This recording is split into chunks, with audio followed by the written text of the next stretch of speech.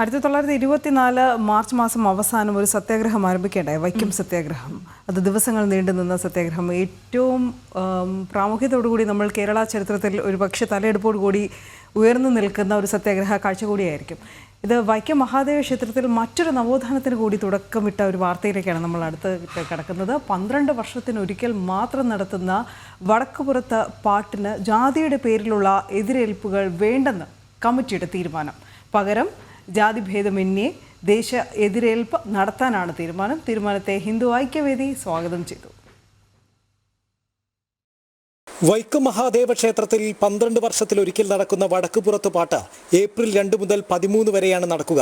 ക്ഷേത്രമുറ്റത്ത് നെടുമ്പുര കെട്ടി ദേവിയുടെ കളം വരച്ചാണ് 12 ദിവസം നീണ്ടു നിൽക്കുന്ന ഈ വടക്കുപുറത്ത് പാട്ട് ചടങ്ങുകൾ. ഈ ദിവസങ്ങളിൽ വടക്കേ നടയിൽ ദേവീ സാന്നിധ്യം കുടികൊള്ളുന്ന കൊച്ചാലും ചുവട്ടിൽ നിന്ന് എല്ലാ ദിവസവും ക്ഷേത്രത്തിലേക്ക് എതിരേൽപ്പ് നടത്താറുണ്ട്.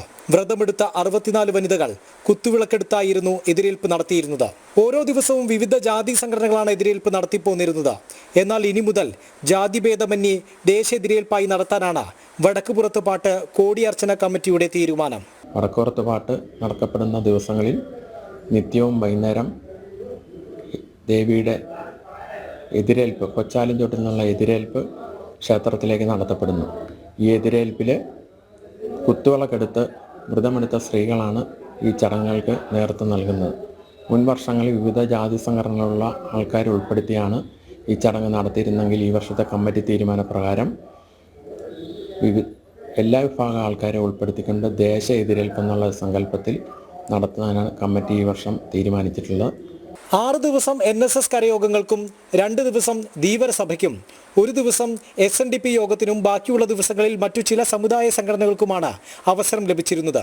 എന്നാൽ ഇക്കുറി ദേശ എതിരേൽപ്പാകുമ്പോൾ ഇത്തരം ജാതി വിവേചനമുണ്ടാകില്ല. എതിരേൽപ്പിന് അപേക്ഷ നൽകിയ സംഘടനകളിൽ നിന്നുള്ള 8 പേരെ വീതം ഉൾപ്പെടുത്തി എല്ലാ ദിവസവും 64 പേർ വിളക്കെടുക്കട്ടെ എന്നാണ് തീരുമാനം. വടക്കുപുറത്ത് പാട്ട് ദിവസങ്ങളിൽ കമ്മിറ്റിയുടെ ആഭിമുഖ്യത്തിൽ 64 കുത്തുവിളക്കുകളാണ് കമ്മിറ്റി ഈ കുത്തുവിളക്കെടുക്കുന്നവർക്കായി മാറ്റിവെച്ചിട്ടുള്ളത്. അത് വിവിധ അപേക്ഷ നൽകിയിട്ടുള്ള വിവിധ സമുദായങ്ങളിലുള്ള ആൾക്കാരെല്ലാവരും ചേർന്ന് എടുക്കുന്നൊരു സംവിധാനമാണ് ക്രമീകരിക്കുന്നത്. മുൻവർഷങ്ങളിൽ അത് വിവിധ ജാതി സംഘടനകൾ ഓരോ ദിവസം വീതം നടത്തിക്കൊണ്ടിരുന്നത് സംയുക്തമായിട്ട് ഈ കമ്മിറ്റിയുടെ ആഭിമുഖ്യത്തിൽ എല്ലാവരും ഉൾപ്പെടുത്തിക്കൊണ്ട് നടത്തുക എന്നാണ് ഈ വർഷത്തെ കമ്മിറ്റിയുടെ തീരുമാനം. തീരുമാനത്തെ പിന്തുണച്ച് വിവിധ സാമുദായിക സംഘടനകൾ രംഗത്തെത്തി. വൈക്കം സത്യാഗ്രഹത്തിന്റെ അന്തസത്ത ഉൾക്കൊള്ളുന്ന തീരുമാനമാണിതെന്ന് തീരുമാനത്തെ സ്വാഗതം ചെയ്ത് ഹിന്ദു ഐക്യവേദി വ്യക്തമാക്കി. ജനം, കോട്ടയം.